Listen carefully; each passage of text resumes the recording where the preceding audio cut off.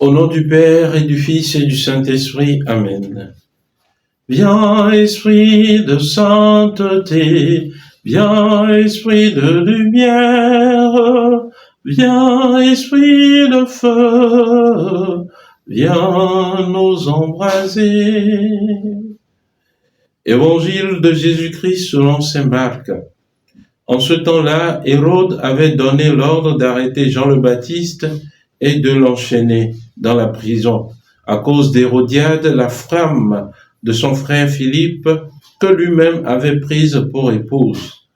En effet, Jean lui disait, « Tu n'as pas le droit de prendre la femme de ton frère. » Hérodiade en voulait donc à Jean, et elle cherchait à le faire mourir. Mais elle n'y arrivait pas parce que Hérode avait peur de Jean.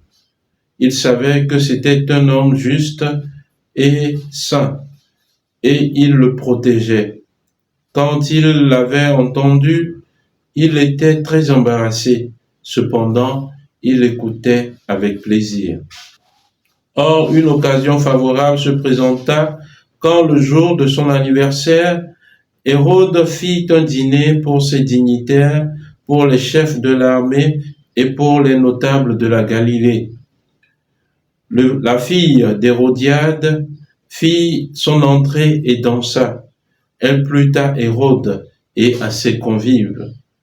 Le roi dit à la jeune fille, « Demande-moi ce que tu veux et je te le donnerai. » Et il lui fit ce serment, « Tout ce que tu me demanderas, je te le donnerai, même si c'est la moitié de mon royaume. » Elle sortit alors pour dire à sa mère, « Qu'est-ce que je vais demander ?» Hérodiade répondit, « La tête de Jean, celui qui baptise. » Aussitôt la jeune fille s'empressa de retourner auprès du roi et lui fit cette demande. « Je veux que tout de suite tu me donnes sur un plat la tête de Jean le Baptiste. » Le roi fut vivement contrarié, mais à cause du serment et des convives, il ne voulut pas lui opposer un refus. Aussitôt, il envoya un garde avec l'ordre d'apporter la tête de Jean. Le garde s'en alla décapiter Jean dans la prison. Il apporta la tête sur un plat, la donna à la jeune fille, et la jeune fille la donna à sa mère.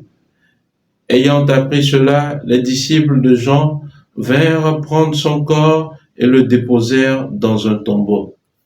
Acclamons la parole de Dieu. Louange à toi, Seigneur Jésus. Bien-aimés de Dieu, paix et joie à vous.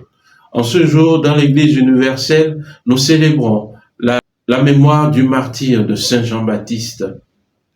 Et à travers cette mémoire, dans l'Évangile qui nous est proposé, une seule phrase a retenu mon attention.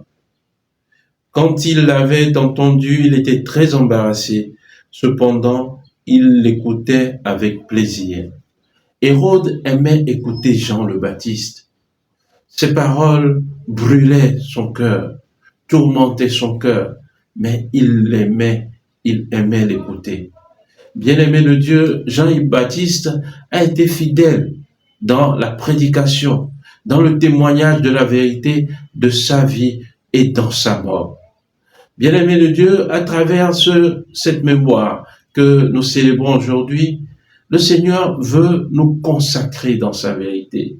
Il veut que nous soyons des artisans de la vérité, des témoins de la vérité. Il nous faut prêcher la vérité, être des témoins, des instruments de vérité partout où nous sommes. N'ayons pas peur de dire la vérité. N'ayons pas peur de témoigner en faveur de la vérité. En fait, c'est cette vérité qui nous sanctifie. La vérité nous rend libres.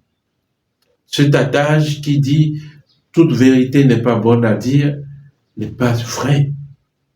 Si nous nous donnons, si nous évertuons à vivre dans la vérité, cela plaît à Dieu. Mais dès qu'il y a une part de mensonge en nous, il nous faut véritablement passer par le purgatoire. Il nous faut purifier cela. Si Saint Antoine, à sa mort, sa langue a été retrouvée telle qu'elle, toujours vivante, c'est parce qu'il prêchait la vérité. Il disait la vérité. Alors nous le pouvons. Si des hommes ont été fidèles dans la vérité, c'est que nous le pouvons lorsque nous le voulons. Bien-aimés de Dieu, cette mémoire nous interpelle aujourd'hui. Lorsque nous nous adonnons au mensonge, c'est que nous nous réclamons de Satan, le père du mensonge. Nous nous configurons à lui.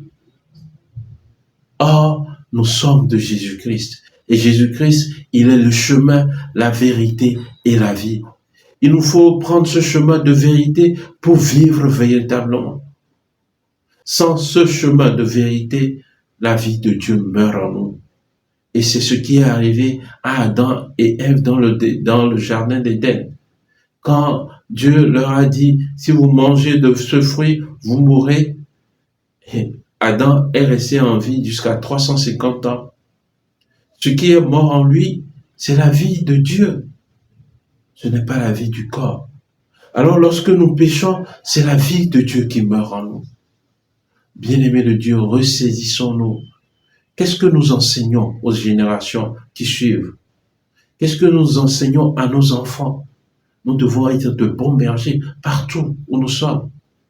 Si nous voulons que tel péché disparaisse de la vie de nos enfants, le mensonge disparaisse de leur vie, alors évertuons-nous à être des artisans de vérité. Que Dieu Tout-Puissant, par cette mémoire, ravive en nous le don de la vérité et qu'il nous consacre dans sa vérité. Que Dieu Tout-Puissant vous bénisse et qu'il vous accorde une belle journée, pleine de vie, pleine de vérité, pleine de joie, par l'intercession de Saint Jean-Baptiste. Qu'il vous bénisse, lui qui est Père et Fils et Esprit Saint. Amen. Excellente journée de prière et de travail et que les bontés de Dieu demeurent avec vous. Amen.